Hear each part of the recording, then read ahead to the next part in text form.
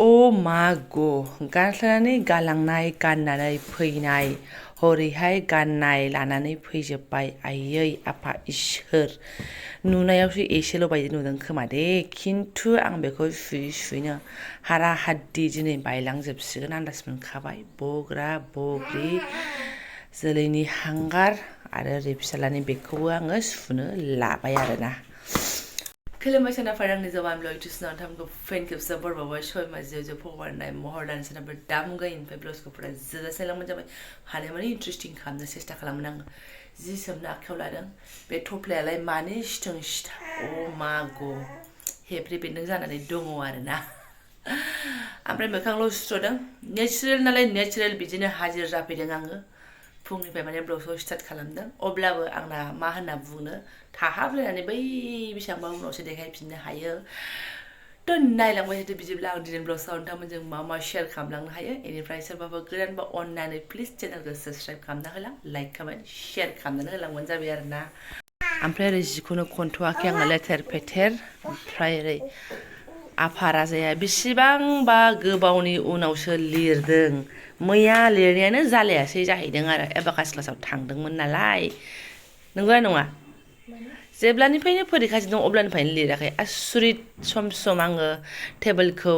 एसे नायबायबायनो थिनो ना जै न'आव थांदों गामियाव थांदों गैलाबो दे लिरदो एबार खालाम मिथिबाय दाथ' नोंना क्लासनि फरायनांगौ गैथ'वा नों एबाकासनिखौनो मोजाङै प्रेक्टिस खालामबाय थादे बाबा थाथ' आं जि सोमहैनो माम्बारे माम्बार रिजाल्टआ हियासै 9 ना मा जागोन गाइसमोन गनफोर लानानै रेडि जाखादो होनांगौ आं लिंहरजोबगोनथ' बुनो आसपासनिखौ नायगिरिफोर दंखायो मादैमोन आमाइमोन जायनो बेनो टां टुंटां होनानै गालां लामायाव लोगो मोनदोंबा र' दे खालाम होथारनोसै आरोना रिजाल्टआ एनिफ्राय रिजाल्ट होनायनि उनाव एसे बन्द' दंबावोथ' जों बहा ओंखारगोन थाया रुमाव आरोना मानसिफ्रा देवानि एसे मारिबावगोन फुरा बन्द'खौ फुरा रुमनि बाहेरायावसो बसुल खालामजोबगोन आरोना मानो होनबा जेब्ला स्कुल खुलिगोन अब्ला बेयावनो थादोलाय नोङो थ' आं दा फेथेर बुंथ'ला बेखौ सोमनानै लाहैग्रोनोसै आरोना जानो लोंनाय जेबो खालामथ'वाखै बेखौ सोमनानैसो आदारनि लाहार फाहार खालामसै एसे खुनुरुखुम नारानाथा खतम जि सुनाय हाबाफारिया ओमफ्राय फुरा दुरुङानो दिनै जोंनिनो जि होनना बुंजायो बेलेगनिया दिनै एसेल' आरोना फिसालानि स्कुल बेग जुथा एकदम फुरा साफाय आरोना खुनुरुखुम नारानाथानो साथामजों ओंखारलायबाय एबाकासाव आरोना दिनै हले साथामबो चक्का चक दुगैनाय गोजा दे जेबो मैला गैला नामा ओमफ्राय मैया सनिबाराव साथामबो दुगैयाखै फुटबलैनो थादों टाइम मिलायाखै नायदो नै गाहायावबो चक्का चक दुगैनाय ओरै उननियाबो आरो बिमायाबो एकदम स्र' आरोना थांसै ना रेडि दोननानै फैगोनसै आं सोनाफोर बिदाखौ दोनहैनायाथ' नामसो बेनि थाखाय आदारसो बेना आदार बिमायाबो साफात गाखो लाबाय थारमानि दे गाखोदो थांसैथ' सानजौलायथारबाय दे आं ओंखामसो उखैबाय सफैफिनबायबो जोङो ओमफ्राय माने दहायो खुनुरुखुम आङो आदसा जानानै एबाना बिमानो गोदि मोदि लाबोआव जानो राजिनावसो गारबावबाय बदमाइसा क्रिमखौल' जादों नोङो उदैया बुंखानाय बेना जायगा गैखाया इसोर नै बिदिजों जायोहाय दुनियानि जारलाहाय गस्लायाव नांजोबसिगोन भगबान नै गस्लाया मोनसे गलायलायबाय फिथाइया ओरै फै थेबनो थागथि गाइखेराबो होबाय नालाय लाखिबाय ओमफ्राय आं दहाय दालिल' फोमोननानै गालांनो हादों ओमफ्राय मैया मोनायावहाय सनाफोर जोङो आयौ फिसाजोआ गेदेर खालामना दोनथारबाय जोगोनार एवनानै जादोंमोन आरोना नै ओमफ्राय मेंनायजों जाबजों बारा जानो हायाखै र' थेबसै हट बेबो एसे दङ फुदुंनानै जानोसै बेखौनो र' खोबनो आङो गारनायाव गैयाहाय मा ओमफ्राय बाया मोजां मा होननानै बुंदो आंहा एसे टारगेट दंखायोमोन खिन्थु माला समावमोन मिन्थिया आरोना बिब'आ खाथिनियाहाय लायनो होबाय नालाय दाउ बेदर ओंखायनो होमबालाय फवासे लाबोफा जानानै नै मिनिथावथाव आरोना सनाफोर फवासे लाबोलायबाय नै बेखौ दा एकदम एग्लिनोसैलाय आरोना फाजा एग्लिनोसै आं आलुआथ' थाखागोनानो दरसे होनानैहाय न'आवबालाय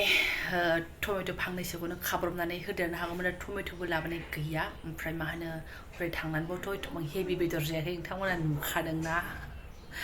ओमफ्राय दाउ दिसि जा माने जागौ सानदोंमोन आरोना ओमफ्राय गैयामोनबो एसेल' दंमोन बे जाथावा दाउलायाथ' आरो रुंसारियानो जाखाबायानो मालायफ्रा न'फ्राव थांबा गामिफ्राव थांबा दाउ बेदर दाउ दिसि आरि मोनजायो ओमफ्राय जोंहा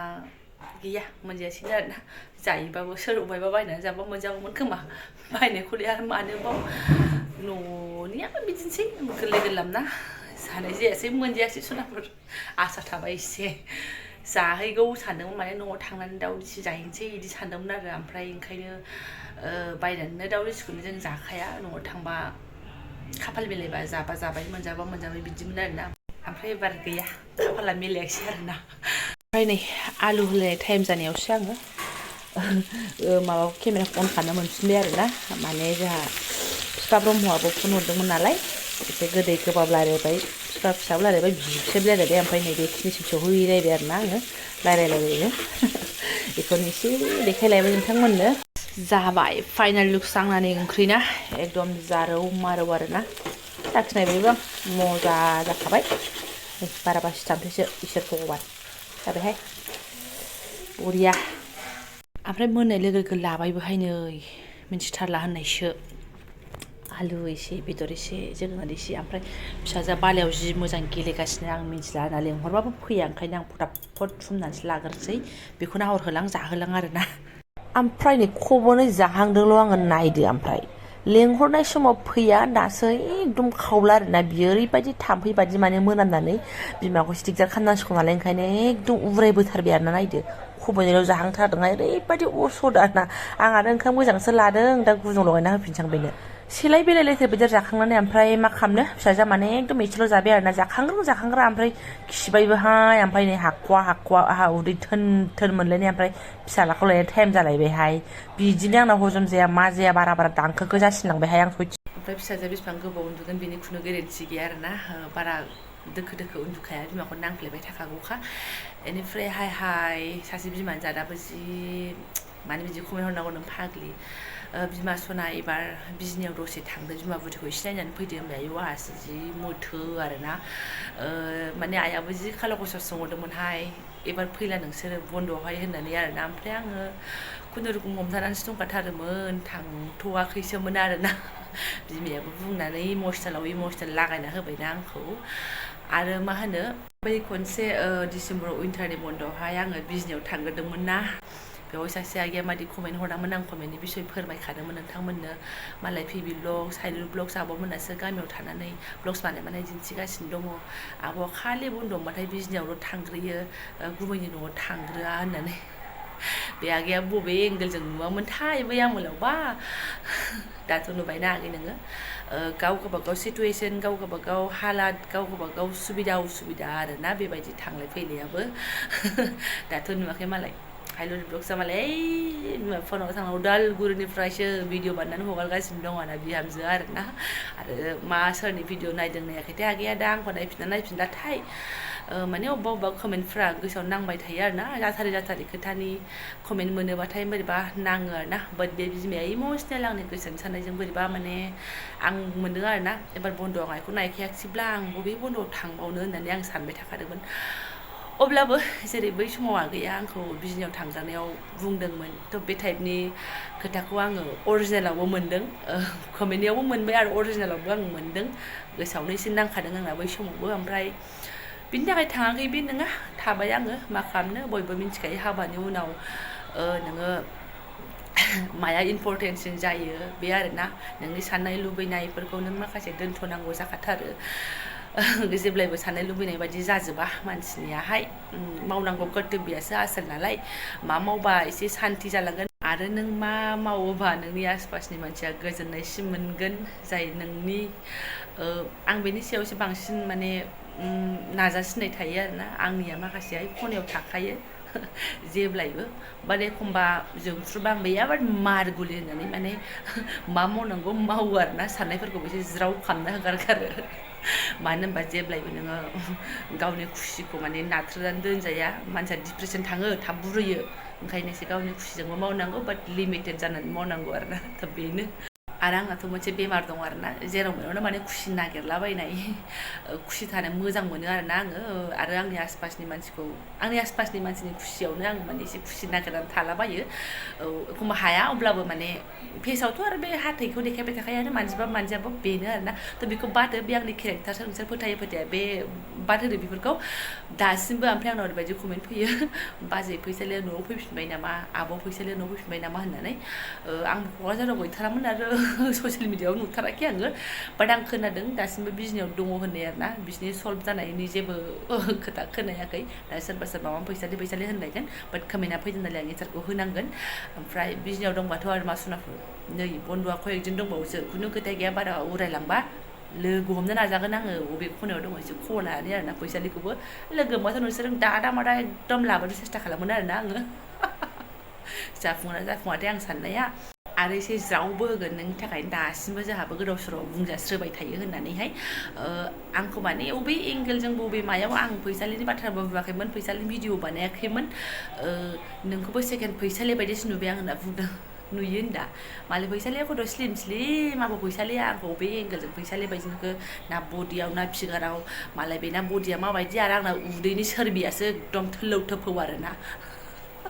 थ' बेजों आंजों आकाश पातालनि फाराग दङ आखलावबो साननाय हनायावबो आरो मावनायावबो आरोना थ' आंखौ सेकेन्ड फैसालिबो होनो थार्ड फैसालिबो होननाङा आरोना नङा आङो